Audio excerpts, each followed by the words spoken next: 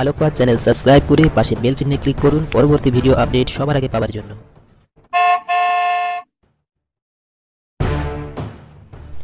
মালব রাজ্যের রাজা ইন্দ্রদুম্ন, গগনচুম্বী তার প্রাসাদ।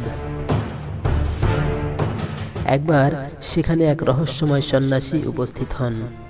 ভারতবর্ষের প্রতিটি তীর্থ তার নখদর্পণে। ইন্দ্রদুম্ন ছিলেন পরম বিষ্ণু ভক্ত। কথা প্রসঙ্গে সন্ন্যাসী তাকে জানান, শ্রীবিষ্ণু বর্তমানে নীলমাধব রূপে শবর রাজ্যে অত্যন্ত গোপনে শবরদের দ্বারা পূজিত হচ্ছেন। সন্ন্যাসীর কথা শুনে ইন্দ্রদুম্ন বিষ্ণু দর্শনের জন্য ব্যাকুল হয়ে ওঠেন। নীলমাধবের সন্ধানের জন্য তিনি রাজপুরোহিতের ভাই বিদ্যাপতিকে শবর রাজ্যে পাঠালেন। শবর রাজ্যে এলেন বিদ্যাপতি। রাজ অতিথিকে শবররাজ পরম আতিথ্যে বরণ করলেন। রাজকন্যা ললিতাকে দিলেন অতিথি সেবার দায়িত্ব। কিছুদিনের মধ্যেই সরলমতি ললিতার মন জয় করে নিলেন চতুর বিদ্যাপতি। ধীরে ধীরে আরও ঘনিষ্ঠ হয় তাদের সম্পর্ক। এক মুহূর্তের জন্য বিদ্যাপতি চোখের আড়াল হলে কেঁদে বুক ভাসান ললিতা। এই সুযোগের অপেক্ষাতেই ছিলেন বিদ্যাপতি। তিনি এক প্রেমঘন মুহূর্তে ললিতার কাছে নীলমাধব দর্শনের আবদার করলেন। উভয় সংকটে পড়লেন ললিতা, কারণ জঙ্গলের গভীরে নীলমাধবের গুপ্ত মন্দির। তার সন্ধান শুধু শবররা জানেন এবং শবর ছাড়া অন্য সকলের জন্য সে স্থান নিষিদ্ধ।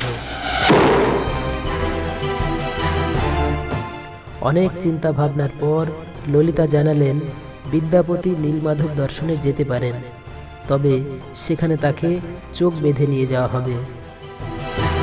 তাতেই রাজি হলেন বিদ্যাপতি। নির্দিষ্ট দিনে সকলের অলক্ষ্যে অত্যন্ত গোপনে বিদ্যাপতির চোখ বেঁধে নীলমাধব দর্শনে নিয়ে চললেন ললিতা। কিন্তু চতুর বিদ্যাপতি যাবার আগে বস্ত্রের মধ্যে লুকিয়ে কিছু সরিষা নিয়ে গেলেন।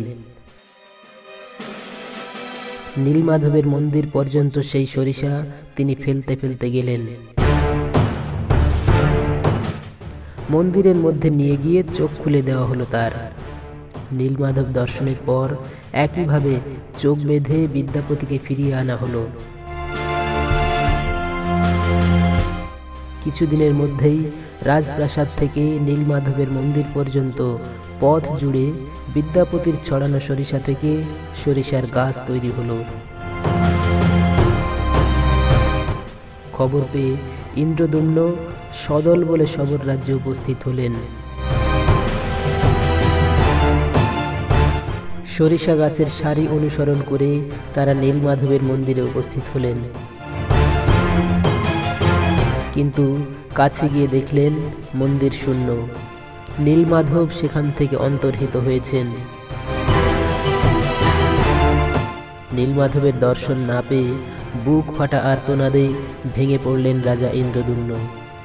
তিনি সেখানেই অনশনে প্রাণ ত্যাগ করার জন্য মনস্থির করলেন। তখন দেবর্ষি নারদ সেখানে উপস্থিত হয়ে জানালেন তার প্রাণ ত্যাগ করার কোনো প্রয়োজন নেই। এই স্থানেই শ্রীহরি ইন্দ্রদুম্নের পূজা গ্রহণ করবেন। রাত্রে শ্রীবিষ্ণু তাকে স্বপ্নাদেশে জানালেন পুরীর বাঙ্কি মোহন নামক স্থানে একটি বৃক্ষরূপে তিনি সমুদ্রে ভাসতে ভাসতে আসবেন। পরদিন নির্দিষ্ট স্থানে গিয়ে বৃক্ষরূপী শ্রীবিষ্ণুকে পেলেন রাজা ইন্দ্রদুম্ন। শবর রাজের সহায়তায় শ্রীবিষ্ণুকে সোনার রথে চাপিয়ে নিয়ে আসা হলো। রাজা ইন্দ্রদুম্ন সেই গাছ কেটে শ্রীবিষ্ণুর মূর্তি তৈরি করার জন্য কারিগর নিয়োগ করলেন। কিন্তু কোনো কারিগরই কোনো অস্ত্রের দ্বারা সেই বৃক্ষকে কাটতে পারলেন না। তখন দেবশিল্পী বিশ্বকর্মা ছদ্মবেশে সেখানে উপস্থিত হয়ে মালবরাজকে জানালেন তিনি মূর্তি তৈরি করতে পারবেন, কিন্তু একটা শর্তে। তিনি 21 দিন ঘরের দরজা বন্ধ করে কাজ করবেন। এই সময়ে কোনোভাবেই কেউ ঘরের দরজা খুলে ভেতরে প্রবেশ করতে পারবেন না। রাজা নিঃশর্তে রাজি হলেন। দরজা বন্ধ করে মূর্তি তৈরি শুরু করলেন দেবশিল্পী বিশ্বকর্মা। রাজা রানী সকলে কৌতূহল নিয়ে অপেক্ষা করতে থাকলেন। 14 দিন পর হঠাৎ মূর্তি তৈরির ঠুকঠাক শব্দ থেমে গেল।